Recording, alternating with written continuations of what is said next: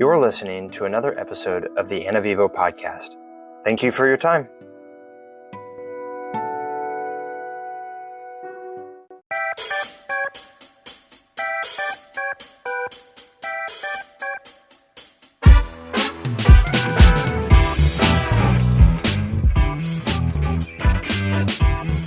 Oh yeah, we're back. Ana Vivo podcast, anavivo.com. I am joined today by wonderful guest, Dick Haines. And doesn't this music just remind you of what the clip you sent me this week?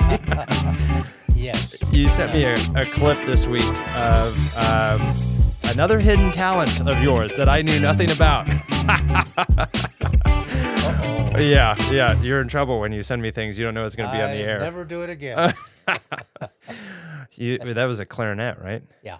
Yeah. So if you didn't know, listeners, Dick Haines is a fantastic clarinetist, flutist. That's close enough. Clarinet player. And you were playing some really sweet music there. And then you sent me the video because you said I wouldn't believe what I was hearing, which is true. I played the music first and I showed Grace. Oh, and did you? And she said, "Oh, that's beautiful." And I said, "Yeah, but guess what? Do you know who this is?" And she said, "No, I have no idea." And then we pulled up the video of you actually play. And she was like, "What?" Good. What other things do you want to share with us today that none of us know about? Well, Tim, it's nice to be back. It's nice to be back. Thank you for joining me. Another episode here on the podcast. For those of you just tuning in, go back and listen to part one. It will be airing the week prior to this one. And that is the introduction of the man, the myth, the legend, Richard Haines. Dick Haines here joining me in the studio on beautiful Whidbey Island, Washington, a native of the area, and just has some incredible stories in that last episode and some of his testimony. And I just wanted to sort of pick up from there. You had spent 35 years working in beautiful California for NASA. And among your clarinet playing and other things, that you're a genius of multiple degrees and, an author, published author, and other facilities, I wanted to just sort of recap that the last episode was so important to me in hearing that aside from all of this other stuff you did and that you have done and that you're still doing here as a man on Earth, the accomplishment, what stood out to me was just this faithfulness in the mundane of your life, going through that whole stretch of life, how the Lord has worked through your life and how you've been faithful to him, and how it was a journey. It wasn't just this road to Damascus moment like a lot of the believers have in their testimony.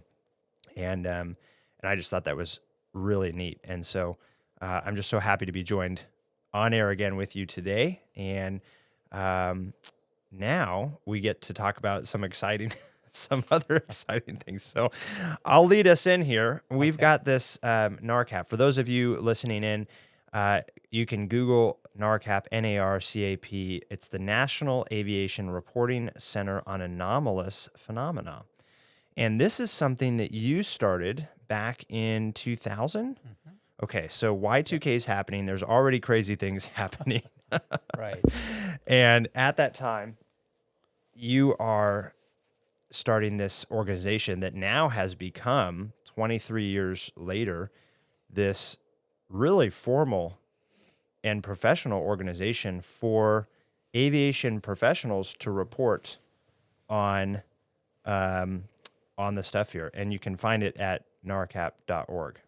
So tell me more about this platform, this program, this facility, what is it? Can anybody go on? And is it just loony bin people? Is my question. It sure is. Reporting things that, I'm licking the window of a 737 as I'm flying from here to New Orleans, and I see something outside and I can report it? Or is this a professional organization for aviation professionals? That's a great question, Tim. And we get asked that question a lot. Let me first explain to you who we are. Okay, awesome. NARCAP basically was established, as you say, back in 2000. And it consists of experts in meteorology, engineering, aerodynamics, physics, sociology, psychology, human factors, commercial and private aviation, and photo analysts. In other words, we have a Right. Yeah. That's pretty a broad array of diverse. science Right. disciplines looking at what these pilots and air traffic controllers are telling us, basically. Why did we form NARCAP? Well, when I say we, I'm referring primarily to the executive director and I. His name is Ted Rowe. He lives in Hawaii Mm. and administers the organization from there. Okay. I have been the chief scientist doing basically the unwrapping of the mysteries that are Sure. presented to us. But I stepped down from that position a couple of years ago, primarily because that was the right time to do it and my age and health and so forth. So at any rate, we put this organization together because we believe that there is a portion of flight around the world, regardless of country and latitude and anything, any way you want to cut the pie, there is a proportion of those aviation events that involve anomalous phenomena that can't be explained. Right. And so some people call them UFO. Okay. We do not use that term. Oh, And in interesting. fact, we have kind of coined the UAP Okay. designation, Unidentified Aerial Phenomena. It's much broader. And UFO just is biased, very biased. Sure. Okay. They're not always objects, for instance. They're much more phenomena. Yeah. Okay. They're not always flying. Mm. Sometimes they're underwater. Oh, interesting. Yeah. So in other words, it's something very mysterious that we think can affect flight safety. Okay. And so that's our primary objective is flight safety. So Got it. when we compare what NARCAP is doing with existing UFO organizations, we're taking a very different path Yeah. because we're proactive, basically, in the sense that we're providing a practical outcome for the general public. Since so many of us are flying these days, Right. everyone's concerned and interested about flight safety. Sure. Yeah.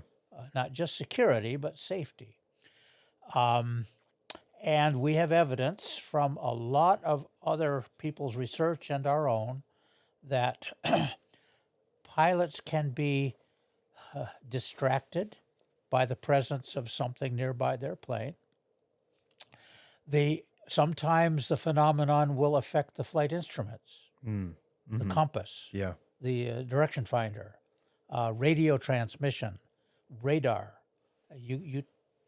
You mention it, and we've got examples of that actually happening where the commercial pilot or the military pilot or the private pilot has come back to us with these marvelous stories. Yeah. And I could share hours and hours of them with cases where when the phenomenon is nearby, something happens in the cockpit that really shouldn't be happening. Okay. Yeah. Sometimes the proximity between the pilot and the phenomenon is so small, they're nearby, that the pilot has to make an evasive maneuver of some kind. So once in a while, there's even air turbulence, which is very fascinating and important. Yeah. It implies a displacement of the air, like a wind shear, for instance, would, or just normal air turbulence. That requires an object with mass. And yet they behave as if they have no mass. Wow. They behave almost as plasma, if you will. So at any rate, that's kind of where we're going with NARCAP.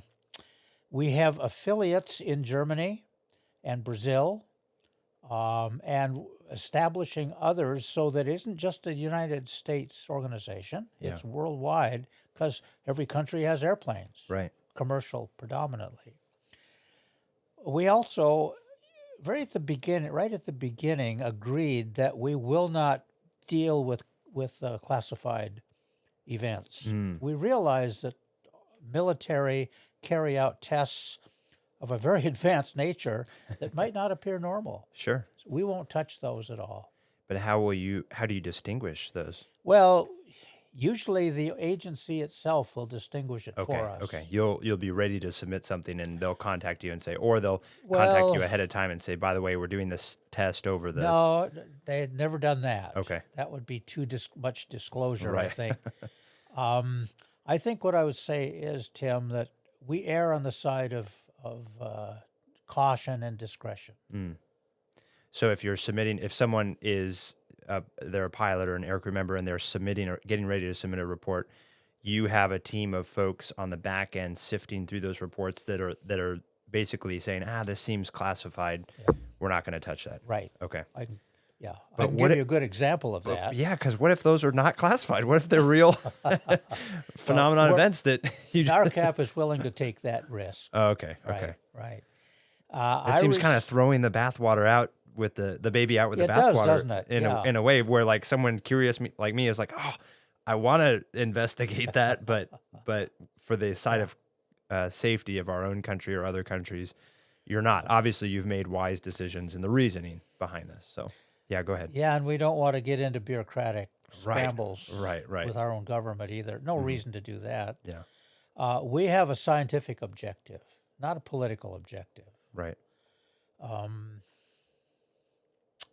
So at any rate, it's been a lot of fun. I've learned a lot. I've traveled a lot, interviewed a lot, heard the weirdest stories you'd ever imagine from senior captains who've never told the story to anybody else because of the ridicule they would face. Wow. And the job insecurity. They get fired. Yeah. They go to the psychiatrist of the company, you see, for evaluation if they come with a storyline. So in other words, the aviation community hasn't matured to the point of really wanting to turn it over to the scientific community. That brings up a good point. These reports they make can be anonymous to you. Is that correct? Yeah, sometimes they are, but we really would like to have their pilot registration number. Sure. Then, but if it's a senior pilot, like in this case, who's in fear we'll of his job, maintain confidentiality. Okay. Absolutely. Yeah. They wouldn't come to us otherwise. Right. That's right. Let me give you a short story. Sure, please. Fairly recent. A air cargo heavy, I think it was a 747, taking off from LAX, Los Angeles International. 2 a.m., they have noise abatement requirements at that airport, and so they took off to the west over the ocean. Middle of the morning, night, Right. Everyone's asleep. Yeah. Full cargo, I understand, 2 guys on board. And they took off. It was a clear, dark night, except the moon was out to their right on takeoff, Okay. kind of to the north a bit. And the story that the co-pilot, the first officer, told me in great detail was that the captain was flying, okay, and they were still under local control. They hadn't passed off to center yet. They get up to several thousand feet altitude over the dark ocean below them, and suddenly, and the co-pilot is eyes outside. He's looking for other traffic, and you and your aviation experience know what I'm talking about. Right. Suddenly, he sees 2 bright, white, round lights oriented horizontally to each other. Like headlights of a car or something. Exactly, like very bright headlights right in front of them. Just appeared out of nothing. Terrifying. He was. Impact with another whatever. He thought they were going to die. Yeah. Oh my goodness. Collision. Because how many seconds at their speed would it take to cover that distance? Well, the captain is on instruments. He looks up and he sees it too. And they're bracing themselves, he said, expecting to die, basically. Right. And he was amazed. After several seconds, he realized these lights were not getting farther apart and bigger, meaning closer and closer. Right. In fact, they were maintaining their orientation, size, shape, and so forth over time, Wow. which means that they're receding at the same speed they're proceeding, Right. maintaining the same separation distance. Wow. Well, I said, well, what happened next? He said, this could just go on and on. Yeah. He said, suddenly it took off. He snapped his fingers, and it just took off to the southwest in a climb Wow. until it was, he could hardly distinguish it from the background stars. Okay. It was a clear night, lots of stars there. Captain looked at him, I guess. Captain, what should we do? Should we report this? Yeah. And all they did was call the tower and find out what radar showed around them, should there be another object there. And radar said, no, there's nobody but you. Wow. So they banked left, and then they banked again and went off to New Jersey or wherever they were going on Yeah. the East Coast. It was a long flight. And I said, did you ever report that sighting? He said, oh, no, we never reported that. Yeah. Well, that's typical. Tim, if they don't report them, how can anybody do some serious work on them? Right. But in the same vein, if they report them at 2 a.m, who's going to call them crazy and lose their job, and they've got families and all sorts of things. That's right. So Wow. that's kind of typical. Wow. And I could sit here literally for hours and tell you real stories that captains have looked me in the eye Oh my and goodness. said, you're not going to believe this, but. Wow. And I said, try me. Yeah, I've heard these stories. So this is a good example. Now, how would you or your team decide? Okay, this is classified. This is not classified. We're going to report this. We're not going to report it, or put it in our reporting, I guess, and use that. How would we do that? Right. Right. Well, most cases are rather more mundane. Okay. In that last case from Los Angeles, I made arrangements for a professional artist in L.A. to meet with the first officer, and have him describe carefully and to recreate a drawing, Oh, cool. several drawings Yeah. of what was seen, because we don't have photographs. Right. More and more flight crews are carrying cameras with them, Cool. or they have a cell phone Yeah. with a good camera on it. And so we're beginning to get more photographs because of that, which is really helpful. The phenomenon is showing up in virtually every country of the world. It doesn't seem to be favoring one country over another, or derived from some spiritual belief that country may have. Right. I won't get into particulars there. I wish you would. But maybe- Oh, boy. but you don't need to if it's. Okay. So I anyway, find this, fascinating, and I think the audience, well, we do too. you do too, right? There's a reason this is do started, but It's aviation safety. yeah, We are serious about collecting good quality data, first of all, from qualified observers. Right. These guys are highly experienced, trained, educated, motivated. They want to keep the airplane in one piece. right, You yeah, and that's a good description that this is a scientific-based, professionally run, government-recognized organization. This isn't some person out in their trailer with a telescope who's got a tinfoil hat. Right. And not that anything's wrong with those people, and not that they also haven't experienced these things. But Right, but this is a very research-based, Right. factual, non-political, as you mentioned, Precisely. organization that's worldwide. And so you want to get to the basis of this for the safety of the crew and the passengers and everybody involved. So, Yeah. so how would you decide if that one with the headlights is potentially a military test? Oh, that's personal judgment call. Basically, I made that final decision as the chief scientist. If it happens over Area 51, for instance, Sure. Then you would. Yeah, there's a much higher chance that it's Earth technology, Right. or let's say man-made technology. Put Right. it that way. Yeah.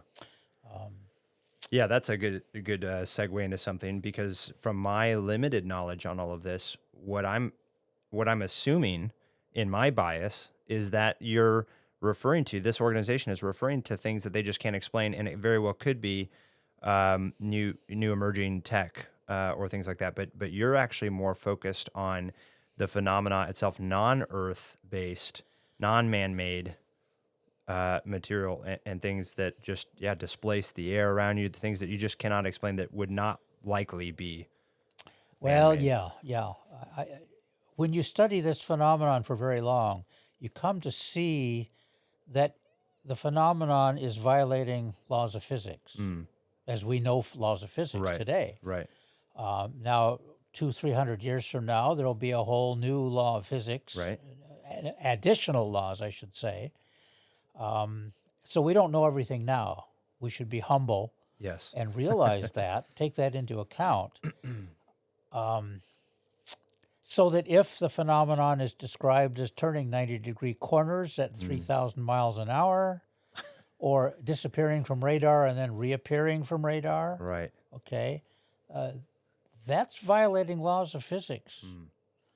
And it's saying to the people on board, if there are, life forms on board, I say if now, that they can tolerate G loads that would kill us, Right. just squish us into nothing, Right. So that's another basis on which we say that it's not terrestrial. Because it's not carrying human cargo. It's Well, it may be robotic, right. you Right. know, Yeah. and so electronics can tolerate a lot more G's than humans can.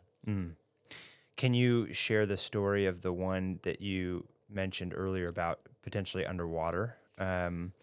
It's like, is that somebody from the air in an aircraft seeing something? Oh, in the there's ocean, lots or- of underwater sightings. A friend of mine wrote a book 2.5 inches thick really on underwater cases from around the world. that pilots are observing from the air. No, seen by naval people on ships Oh, okay, and okay. captains of freighters. And Yeah. anyway, Well, that piques my sailor interest. all right. Well, here's a story, and this is a case we did not investigate. Somebody else did. Okay. I received in the mail a DVD. Of course you Living in did. California. Mysterious, unmarked, no author. That's right. Oh no. Yes, How all good stories start. it was a dark and stormy This is a night. Humphrey Bogart film if I've ever seen one. Well, right there, I've lost my credibility. No. I love these. These are I great. didn't write the letter. It was a DVD, and on the DVD was clearly an airborne, I would say microwave, at least wavelength. It was black and white, first of Okay. all, not color, but it was taken from the air, maybe 4,000 or 5,000 feet at the most, over the north tip of, I believe, Puerto Rico. Okay. Because there was some information that came along with it in terms of location, time, date, and so forth. And this allegedly was either a U.S. Coast Guard airplane from which the imagery came, Okay. or it was a drug interdiction plane. I think it was a drug interdiction plane on a routine flight. Sure.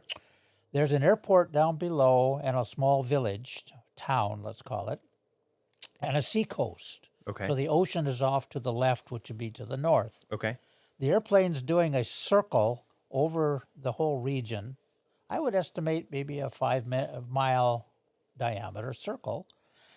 And its sensor picks up a small, roundish, let's say irregularly shaped return, which was white, Interesting. which is probably heat related and probably hot, Yeah. although we don't know for sure. Sure.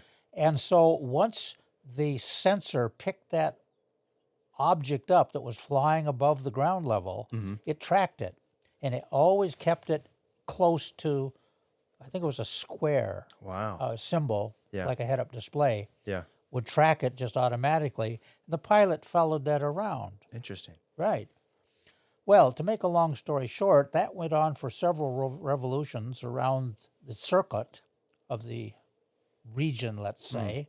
I don't know, a couple miles at least. And then the object or phenomena descended in altitude down to sea level when it was out over the coast, over the ocean, Wow. and it went underwater. Oh, And man. yes, and then it Oh, no. split in two Oh, my from goodness. one object to two underwater and continued on and then came out again. Wow. Yeah. And as a, did it come back into one when it came Yes, above? it did. As a light scientist, an optical scientist, would you say there's a chance that is the refraction? a No. refraction from the equipment that's measuring that signal? I don't think so, but Okay. I don't know. I don't know. Okay. To make a long story short, NARCAP did not accept that case to study. Interesting. Why? Because it was anonymous? No, because it was government. And we Oh. had no authority from the U.S. Because government. the measuring device was government related. Whoever was flying that plane and measuring the signal. And okay. And my assessment was that somebody on board the plane squirreled away a copy Yeah. of the data Yeah. and wanted to have it analyzed by us Right. for some reason. Mm-hmm. I can think of several. And we wouldn't do it. Wow. Now, if the Coast Guard or the ICE or some group organization had come to us, I'd handle it willingly. Yeah.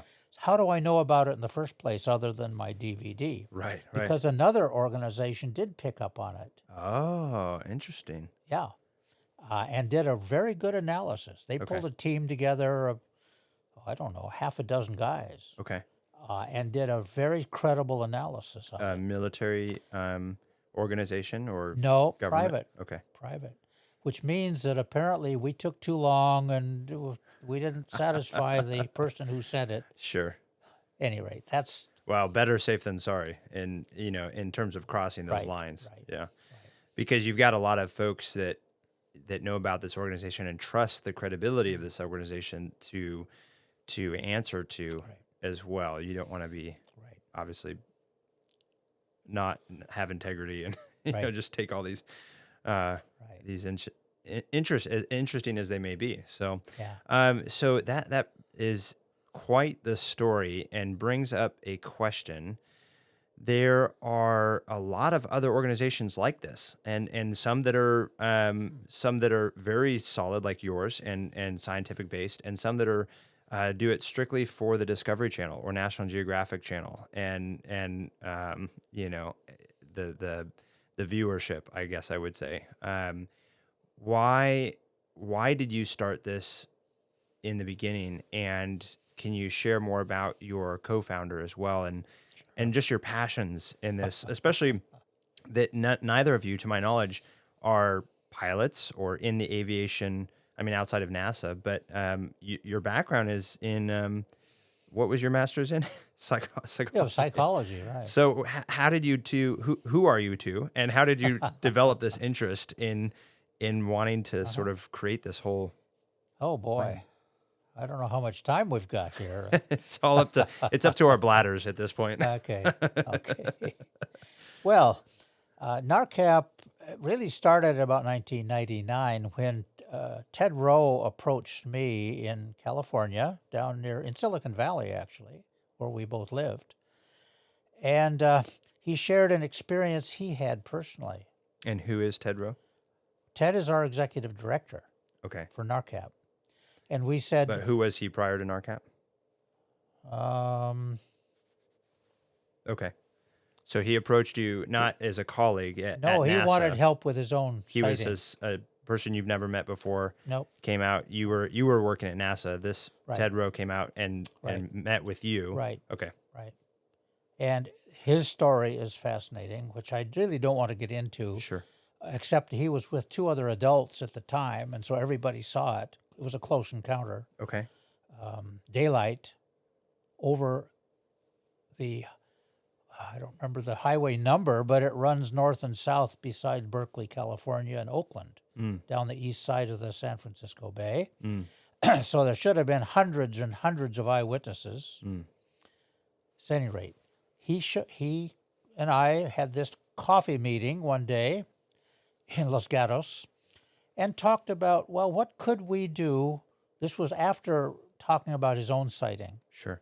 What could we do to make a real contribution to ufology? It wasn't called UAP back then. It was called UFOs. Ufology. Interesting. And we said, well, how about flight safety? It's something that's important. Everyone flying these days, so there'd be a natural affinity for that approach. It's giving back something to the society. It's not just taking. Yeah. A lot of ufologists are just taking. I hate to say that, but it's true. Yeah.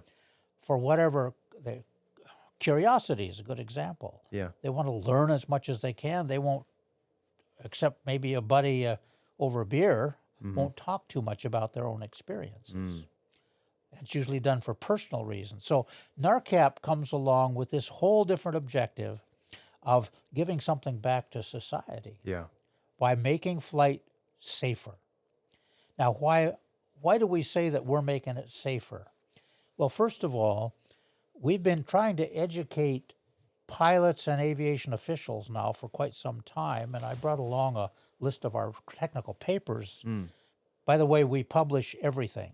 We don't hide anything. It's all there on the website. I was going to ask if there's a place where the folks listening could go onto narcap.org. www.narcap.org. And look at these stories and look at the... They're all there. Not all. Yeah. But many of them. Right. A great many of them. So at any rate, we set up NARCAP. It's formally established about year 2000. And I asked a number of my colleagues and friends if they would like to help us out. So we had a professional meteorologist and several physicists from Ames, NASA Ames, some pilots, military and commercial pilots. I represented kind of human factors. That was my area of emphasis and so forth. So put a team together that could credibly look at these cases from many different points of view. So at any rate, it's been going now for some years. We've established relationships with some foreign countries, leaders in foreign countries, which tells us that there's a much broader interest than sometimes we might realize.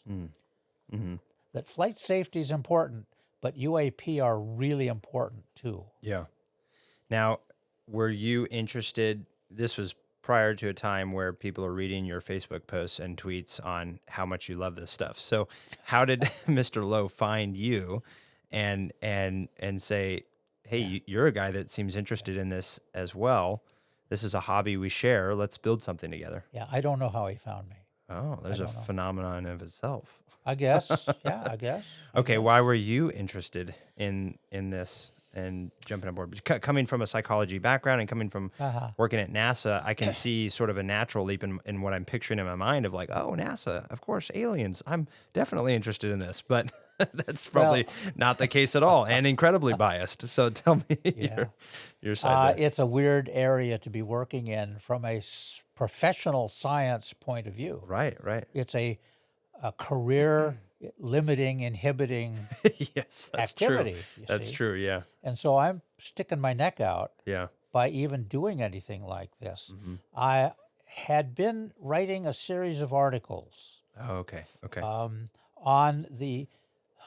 how does one make high quality measurements that science can use on this phenomenon by the general public who doesn't have a Geiger counter or a magnetometer or equipment like that, but at the very amateurish level, let's call it.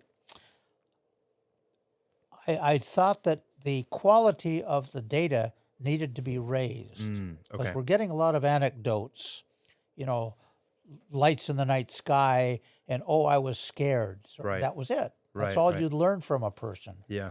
And so I wrote this series of articles for a journal of one of the UFO organizations called APRO, Okay. APRO, Aerial Phenomena Research Organization. And They're still around? no, they folded a long time ago. Okay. Yeah, they're no longer in it. So they published them. Okay. I think there were like four or five in the Neat. series. Neat. Well, I got an idea. Why not collect those into a book? Mm-hmm. And so I did. And I put them together, and I let our center director know. Yeah, so he doesn't find out in his Friday night reading, That's leisurely right. reading. One of your guys What are has your done chief this. scientists is doing this over here? I wasn't a chief scientist. I was just a scientist. At any rate, Dr. Mark said, okay, I'll take a look at it. So I gave him the manuscript before it was ever submitted anywhere. And he handed it back one day, and he said, go for it. Wow. This is post your Apollo program or pre? This is pre. Okay. Okay. Oh, So yes. you had a lot at stake. You're I publishing was those. just delighted that he said that. Yeah, So then I yeah. finalized the manuscript into a couple hundred pages with illustrations, sent it off, and it got published by Nelson Hall. Okay. 1999, I think it was. That's when it was published. At any rate, that book is basically, it was entitled Observing UFOs. And what it does, it takes the reader through space, time, and intensity dimensions. So there's a chapter on space. How do you, with nothing available around, how do you mark the place where you are so that 2 weeks later you can go back and find it? So How do you mark the direction when you're standing at that spot where the object started, where it ended? How do you measure the time it took if you don't have a wristwatch? And how accurate could that be? yeah. How can you learn something about the energy characteristics of that? Space, time, and energy, right? The three basic dimensions here. And I put and some other witness reporting, the psychological component, because there's a huge impact emotionally on most people when they see something they've never seen before. Right. Wow. So you're really educating the general public into how to become better reporters so that when you come around and start collecting, you've got a population now that knows how to do this better. Wow. If they read the book. Right. Right. So that was basically my first major attempt. And you were just purely out of social hobbyist. You know, this was a passion of yours. You don't ever write a book to make money. No, I mean, it's just like pure enjoyment. I mean, you had a daytime job, you had a wife and kids, you've got but this was something that you had just Extracurricular. had discovered a passion for or an interest in. Right. Okay. Exactly. Wow. Yeah, it was so a big step, and it was well received. I'm glad to say. Yeah. The second book was called How to be better reporters.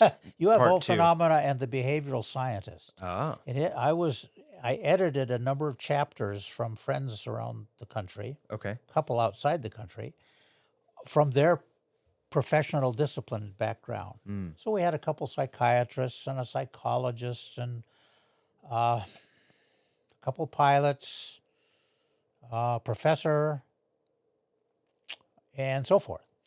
And that book is in almost every library in the country. Wow. And it was published by, I think, 1980 by Scarecrow Press. Okay. And they are a professional publisher back east that does mainly books for libraries Okay. of a reference basics. That did very well, too. And what was the premise of that one? That was... Oh, just to give everybody an opportunity. If you work in this field, you can't find anybody that'll publish you except rag magazines. Yeah. You know, Yeah. to find an academic, more professional publishing opportunity is almost nil. Right. Almost nil. Yeah. And if you're a professor teaching in college, you might lose your job.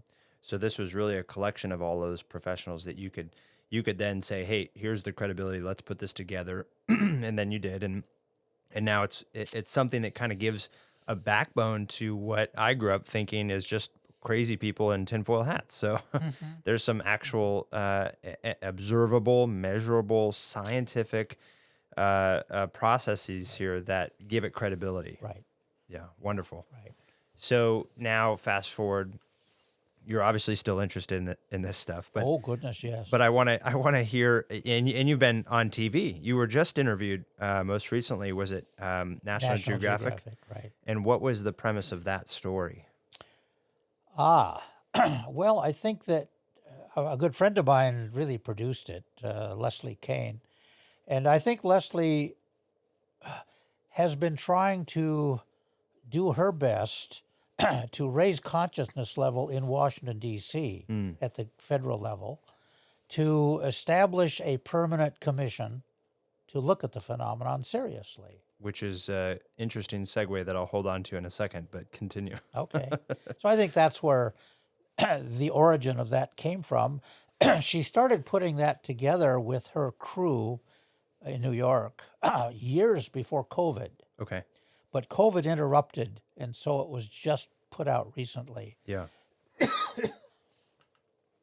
I think she did a good job. Yeah. But to answer your question, what I think the fallout from that 5-part series, 5 segments over 3 consecutive Mondays, the fallout's going to be a better awareness that our military has taken this subject seriously and is actually working on it. Right. Yeah. And this was, for those listening, you can watch this on the National Geographic channel, and it is a multi-part series, right? 3 parts. Okay. Right? Yeah.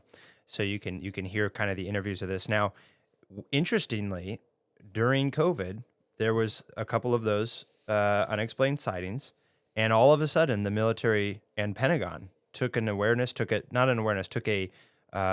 public-facing step into formalizing this sort of military component to study this kind of phenomenon. Now, was this, as you mentioned, Leslie had been working on this prior to COVID, Right. and of course, then this is launched after, and there's undeniable fact and undeniable proof on, especially from the military side, that is of relevant interest to them in a defense space, in a space where we are competing at stage with other superpowers around the world that have also a similar interest in this.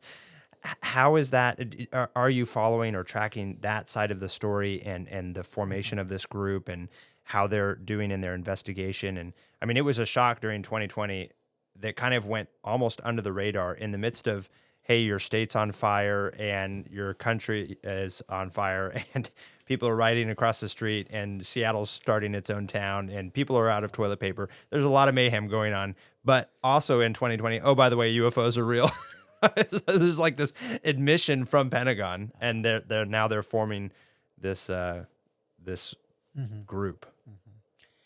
Well, she's doing her best, and she's well connected back there, I will say. Let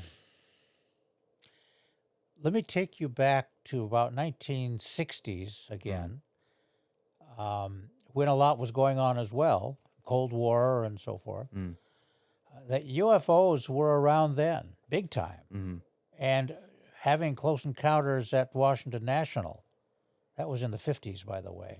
So this is nothing new. Right. What is new is that the U.S. Navy has finally begun to come out of the closet and to Thank you, U.S. Navy.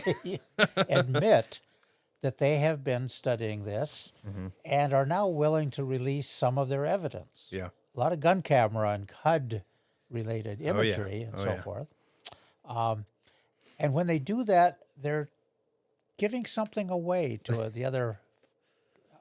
It may be something so prosaic that it doesn't matter. Sure. It doesn't matter because Russia's doing the same thing. Yeah.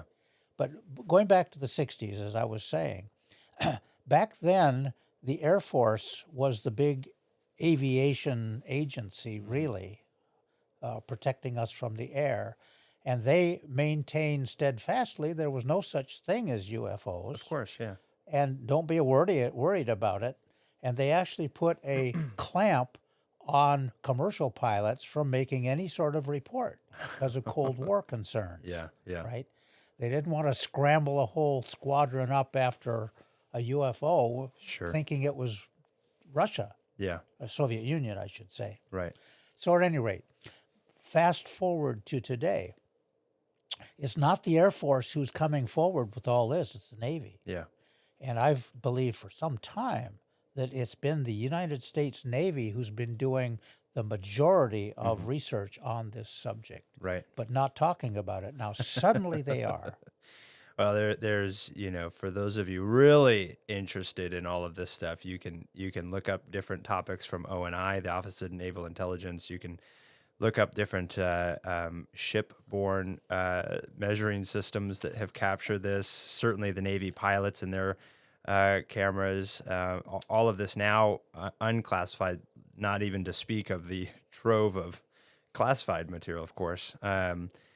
But yeah, certainly, it's on one hand, it's nice that it's like, okay, great, finally, there's some truth admission to this, Right. But at the same time, it's like, man, wow, okay, where are we going with this? Do we?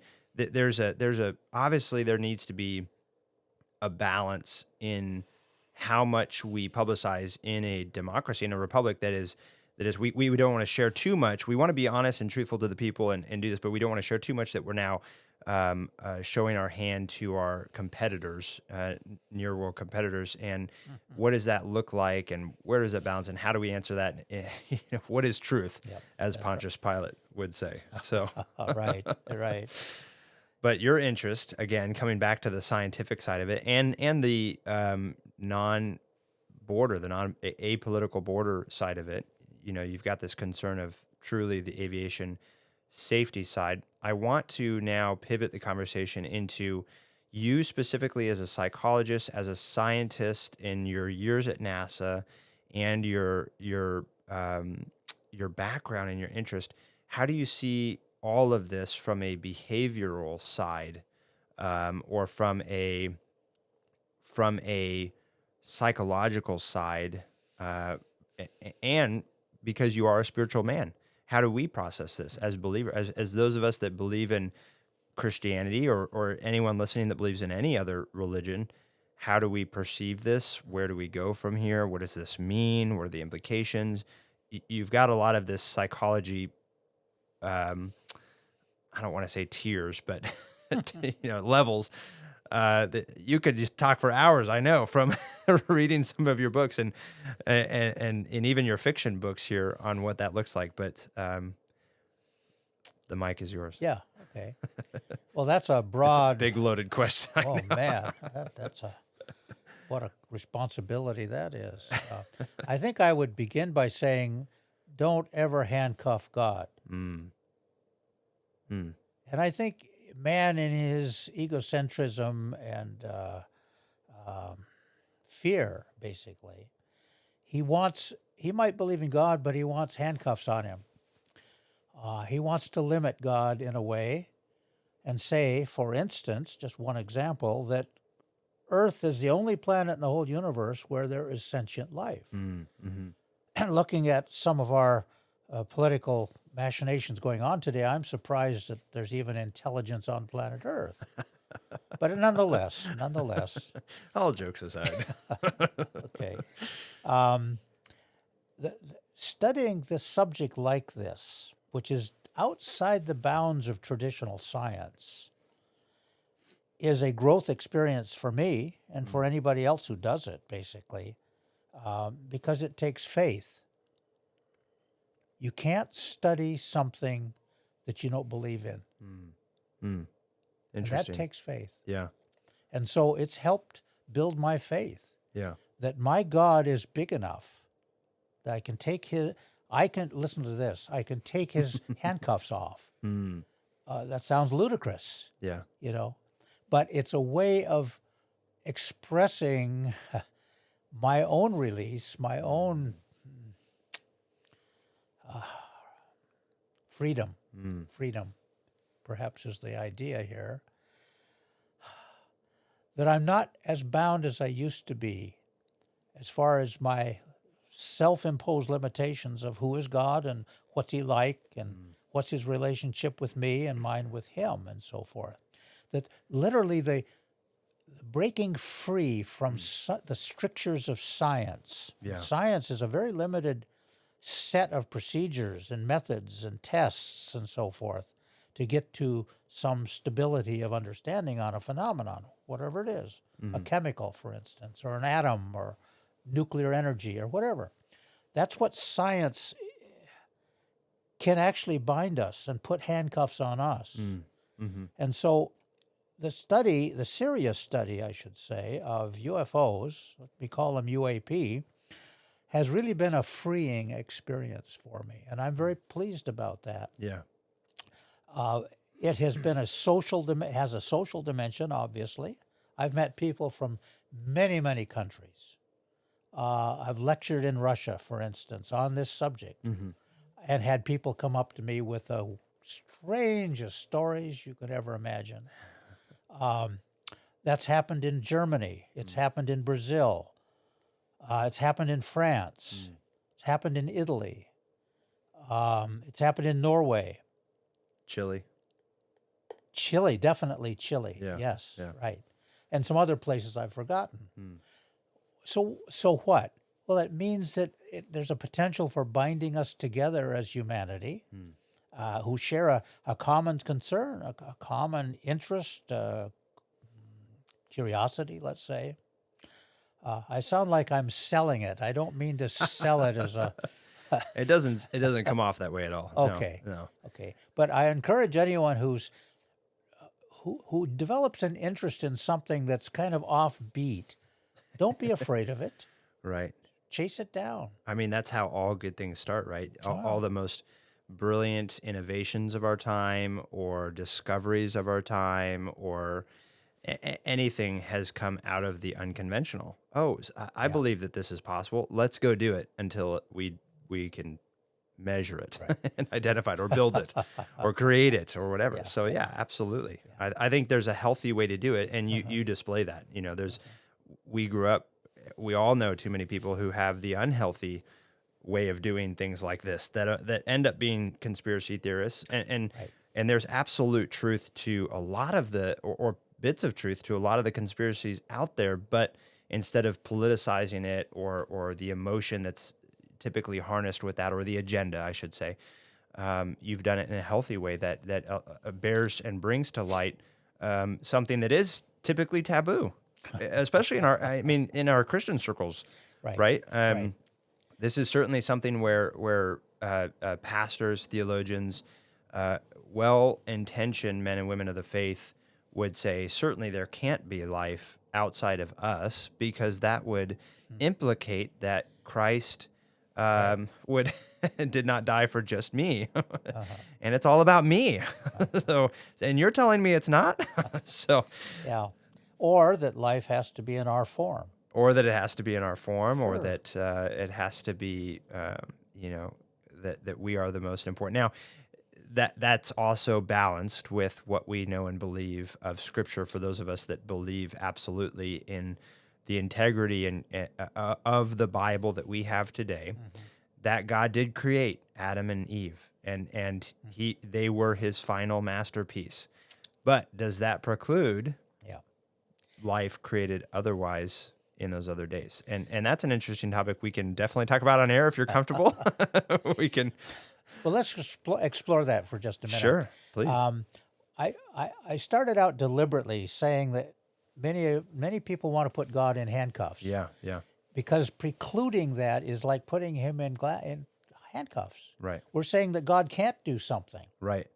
That he can't create other planets. May not be carbon-based. Maybe they're silicon-based. I don't know. But nonetheless, they can have intelligence, you see. But let's explore this for just a minute, the spiritual dimension here. Right. That ufology, UAP phenomena, may be a spiritual phenomena, not a physical nuts and bolts, chemical, metallic Right. phenomenon at all, or gaseous, or whatever. It may not fit into our measurable realm, which means that much of my work is for nothing. You see, That sounds heartless or not hopeless. well, I have to, as a Christian, I have to confront that possibility. Yeah, yeah. And so when I talk to a lot of people now, and I do, they want to force me into one end of a spectrum or the other end of a spectrum. And one end of that spectrum is nuts and bolts. Yeah. That I believe in extraterrestrials, little green men, flying machines, discs, whatever, way out here. And if we could capture one, we'd understand everything. Right. But then other people want to force me into the other end of that continuum, which is spiritual. Can't measure it, invisible oftentimes, ethereal, non-permanent, if you will. Yeah. Gaseous, so to speak. And I resist both of those. And I've said this many times that I want to have the the privilege of remaining as an objective scientist in the middle, Yeah. where I have plenty of room to work in either direction. And so from my Christian beliefs, I can approach the spiritual end and think about that and put it in a biblical perspective, trying to reconcile what the Bible says about Right. ET life. Yeah. Yeah. And it does, by the way, just uses different words. Or I can explore the other end too. I'm not a physicist, and I'll be the first to admit that, but I have a lot of friends who are, Yeah. and I can go to them. Yeah. You see, work as a team sort of thing.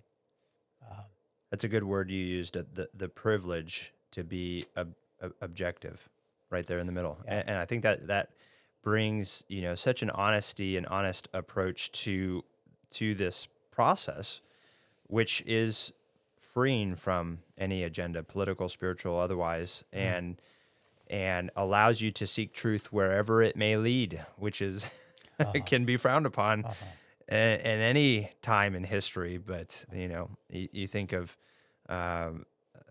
all the way back to the Catholic Church and Galileo and Right. all the and today, and just the taboo topics that we don't want to discuss because of, oh my goodness, it will cause us to think something differently than what we teach you to think, and we are the authority on this subject. And Yeah. God forbid man's authority ever get turned over by another Yeah, human. that's right. That's right. Yeah. Oh, Let me explore one more dimension. please. That I have been confronted, maybe that's the best word, by Christians who are firmly committed to the demonic theory that, sure, we're visited by little gray beings, but they're all of the devil. They're satanic. Okay. There's some manifestation of that. Sure. They're spiritual, Yeah. but they're not angels, maybe the negative angels or whatever you want to call them. And I have to be honest with them and say I have spent a lot of my life looking at that kind of a thing. That, for instance, a person who claims to have had a close encounter of the fourth kind, which is an abduction. Okay. Okay. They claim they've been abducted by these aliens, taken aboard, given exams, interviewed, data dumps, all sort of things Sure. like that. Yeah. And I say to those people, very seriously and humbly, basically, how has your life changed as a result of those traumatic experiences? Yeah. Yeah. And I have to be very honest with you and whoever's listening here, that the great, great, great majority of those people say my life's gotten better. Now, if it's satanic, I say to Interesting. myself, would Satan deliberately make people's lives better? Now, I can hear a theologian making a case that they would, Sure. as a deception, Yeah. a ploy. I was just going to ask you what it would depend on how you define better. Is it man's success and riches, and therefore, deceptive? As No, you it's just never. mentioned? It's almost never in the financial prosperity dimension at all. It's an awareness of a bigger consciousness. Mm. For instance, I've got more gifts than I ever knew I had. Mm. I'm expressing my gifts now, what I didn't before. That's to me positive. Yeah. Interesting. Now, others could argue it's not, Yeah. but I think it is. Mm-hmm.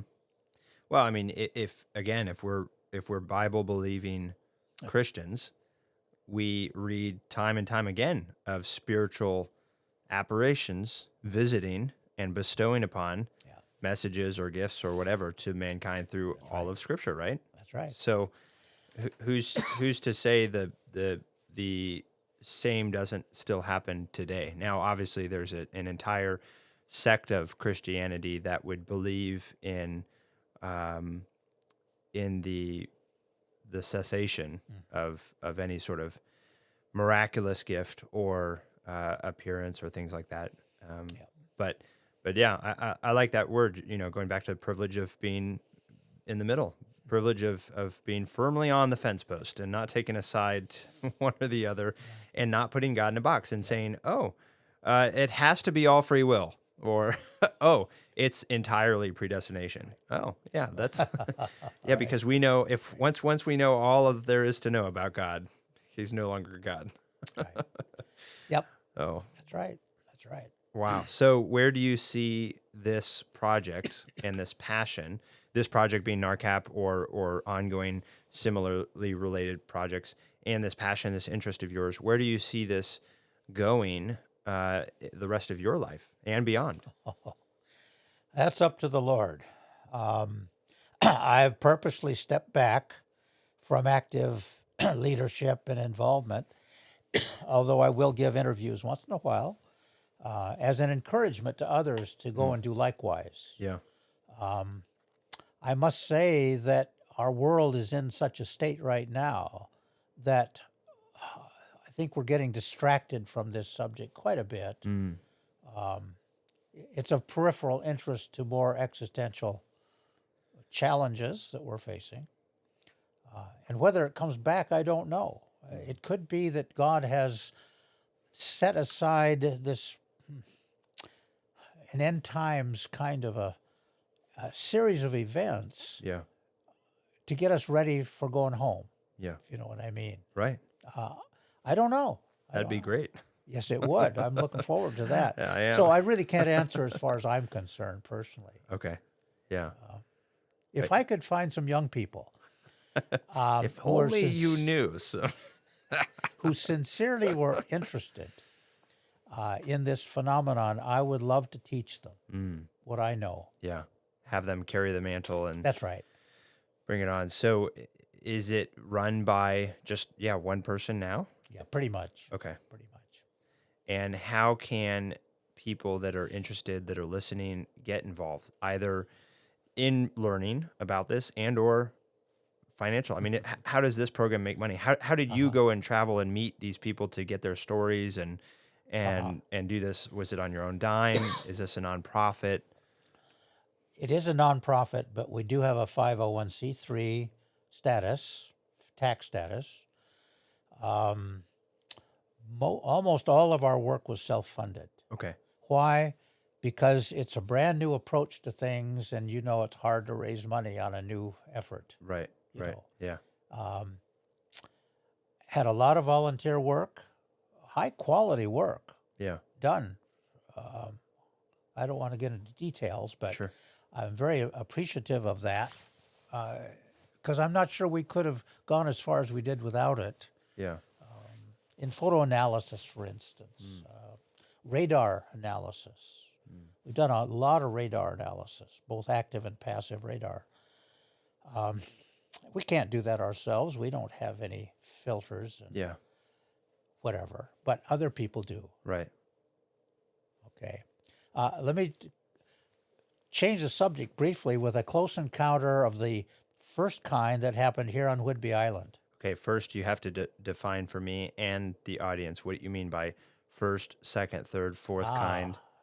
Okay. We're all new to it. Let me speak for myself. I'm all new to this. Okay. My mentor, Dr. J. Allen Hynek, was a astronomy professor at Northwestern University in Chicago. Okay.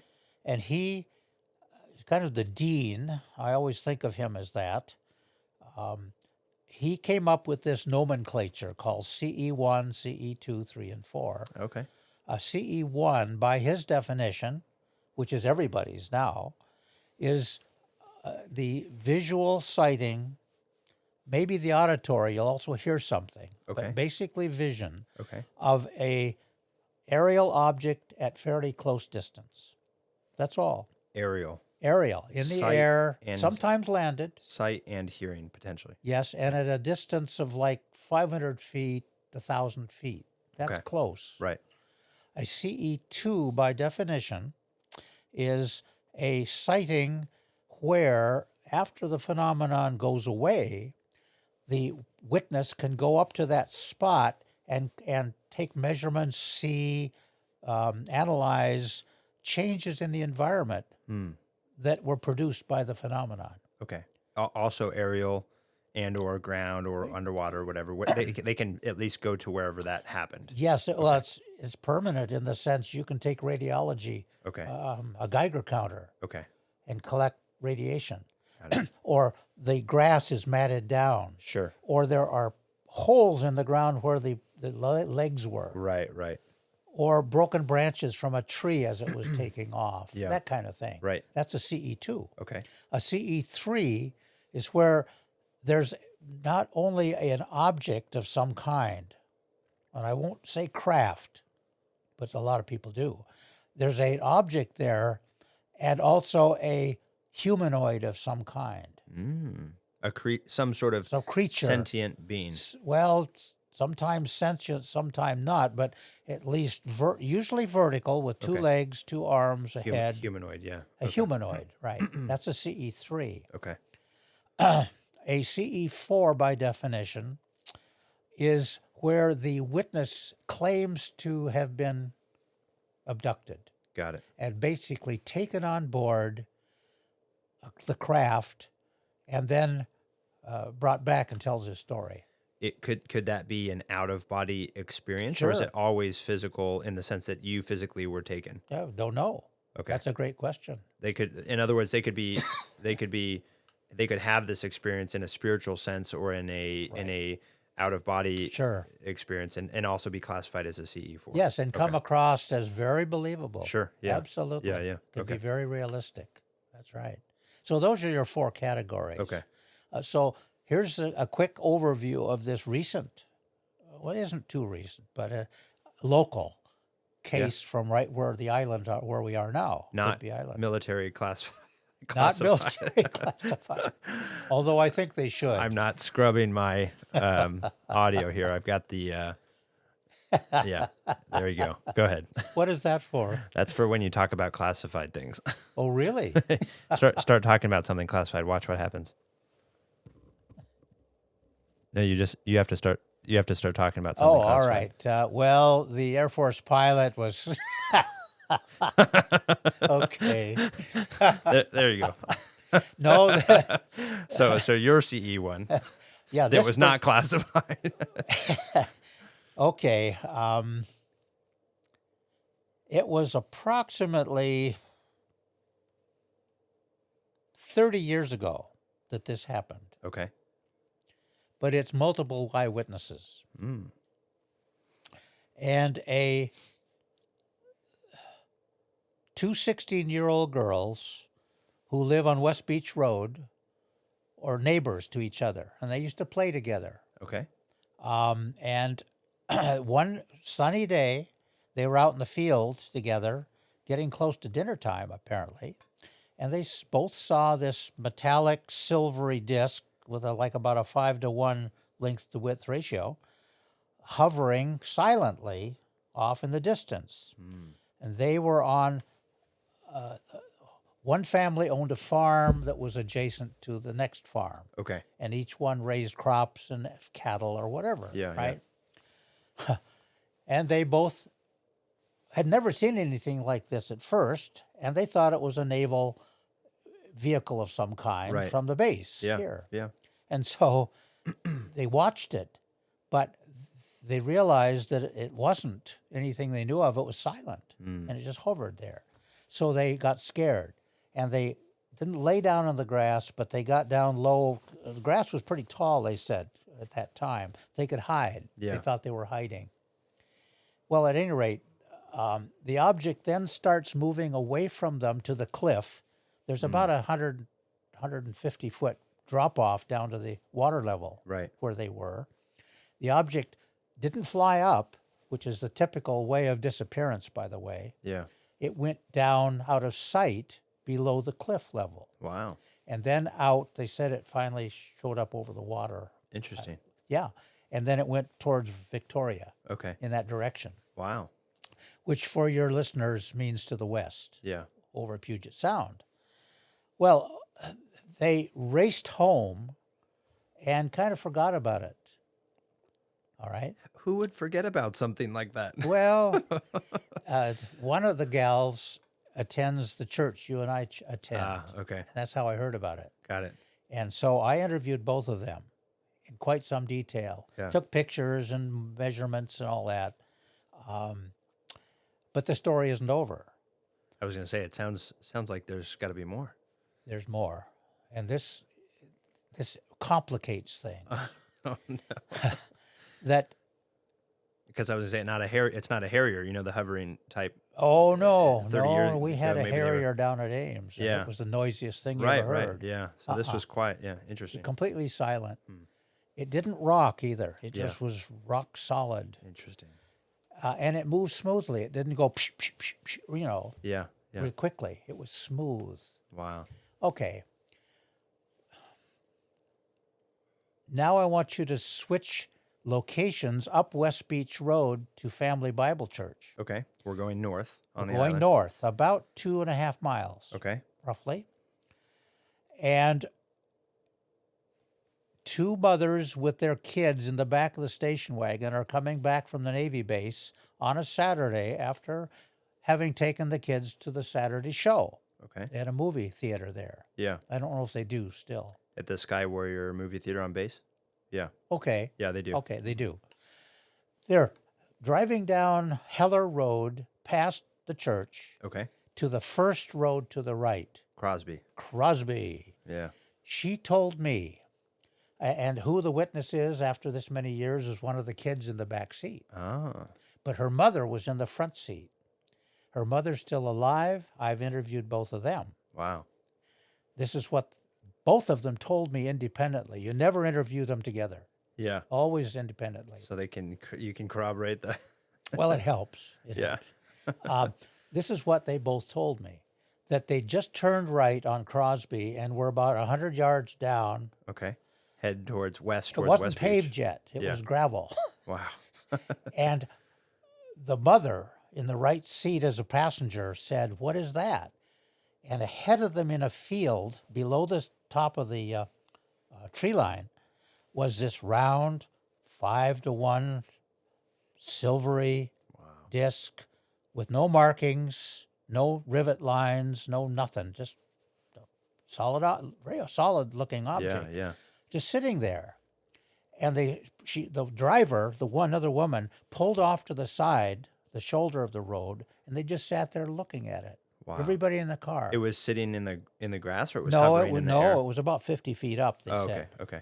But if you know that region, there's a hill line behind it Right. that goes up a bit in altitude. So they just stood and watched, sat there and watched it for a while. They didn't know what it was. Okay. So what happens? They both told me that somebody said, "Should we chase it?"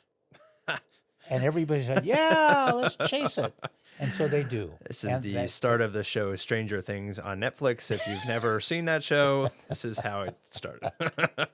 and they take off in the gravel road. And as they're going down the hill slightly, and then turn right, and then turn left. They're in their car chasing it, or Oh, on yes. foot? Okay. Oh, okay. yeah. Yeah. Right. The object starts to move, and it lifts up a little bit in altitude, keeping very low altitude, Yeah. and goes over, just skims the top of the trees, the Wow. evergreens there, out towards the ocean. Wow. And they chase it like crazy at 50 miles an hour down this road. And there's 8 people in the car, in the station wagon. Yeah. So we're going to have 2 at the south and 8 in the north. Yeah. That's a good case. Yeah. Because you can do comparison And between they've them. seen this, obviously a similar object. And this is the same, the 2 in the south, the 2 Okay, girls. well, all I know is that the drawings look very similar. And this is the same time period? Very close in time. Okay. Yeah. Right? Yeah. Time of day as well. Mm. That's important. What does the object do? It flies, apparently, according to them, almost due west out to the sea coast, where West Beach Road runs along with all the houses along it. Right, right. And back then, there weren't as many summer cottages along the water Yeah. there. Just some. It turned left and went south. You know where the road goes up the steep Right. area on Yeah. West Beach Road there? Okay. It went up, it went to that region where the road starts going up, and then it stopped and hovered above the hill Interesting. and just waited. It waited for them to Waited finally for catch them up. to get there. And so they pulled off just at the base of the road. You know, there's a little observation region there. Apparently, it was there then, 20-some years ago, 30 years ago, Yeah. and waited. And this is where the story gets really weird, because the woman who's now a mother and a grandmother was a kid in the back seat at that time. She said they all got out of the car and stood beside the car looking up, and the object came over right above them. That's terrifying. Huge object, big Yeah. round object.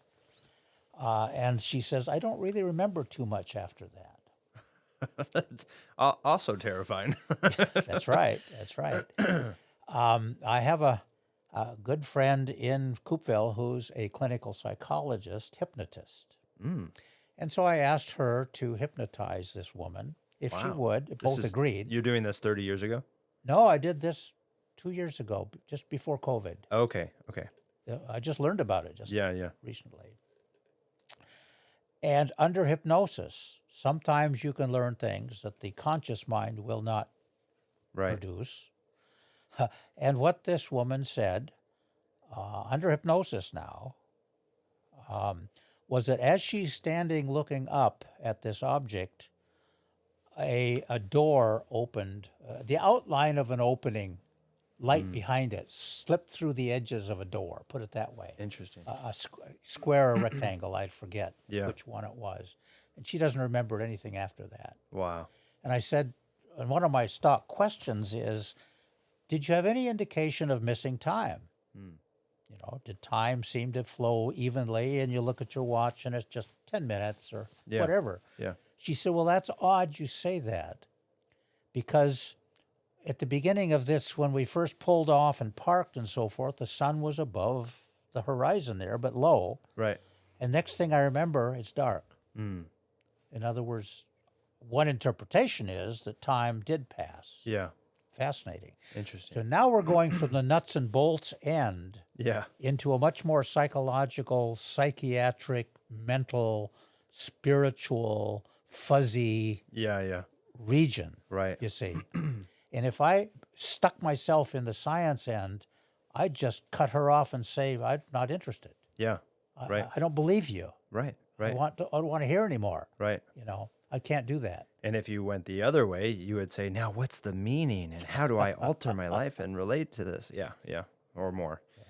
Wow. Yeah. So there's 10 witnesses here on the island, right on West Beach Road, within 2 miles of each other. Yeah.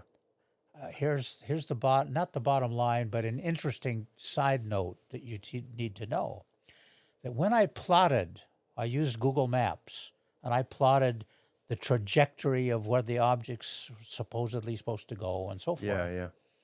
I discovered that the altitude of that object did not go high enough to hit the radar at the base.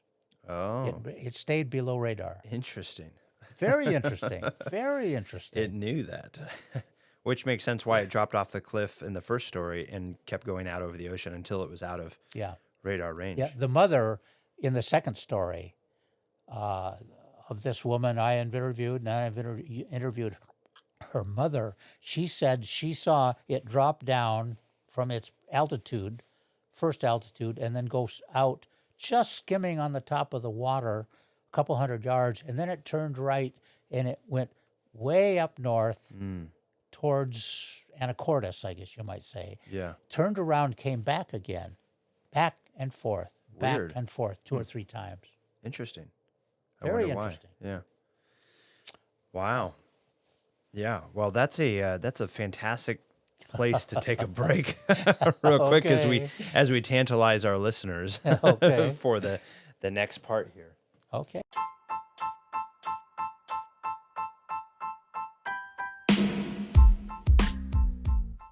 Thank you for listening to another episode of the Ana Vivo podcast. We welcome your feedback and ideas. You can learn more about us by simply Googling the word Ana Vivo.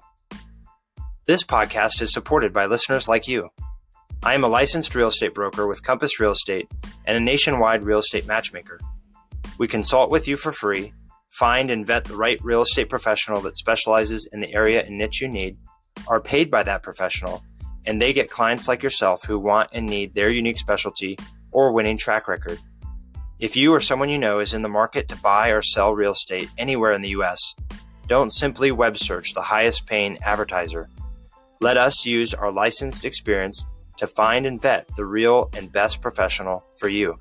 It costs you nothing but a phone call or email with me, and has saved my clients financially and emotionally. I'd be honored to serve, and you can reach me direct by email at tim.c.miller@outlook.com. And as always, to God be the glory.